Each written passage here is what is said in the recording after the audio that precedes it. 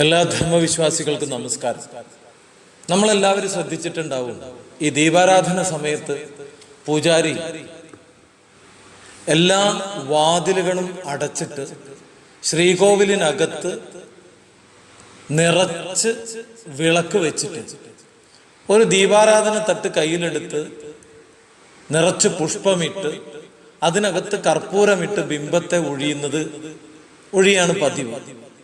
എന്നിട്ട് അത്യുജ്വലമായ ഒരു മന്ത്രം ചൊല്ലും. ഓം ധ്രുവാദ്യ ഔഹു ധ്രുവാ പൃഥ്വീ ധ്രുവാസ പർവതാ ഇമേ ധ്രുവം വിശ്വമിദം ജഗത് ധ്രുവോ രാജാ വിശാമയ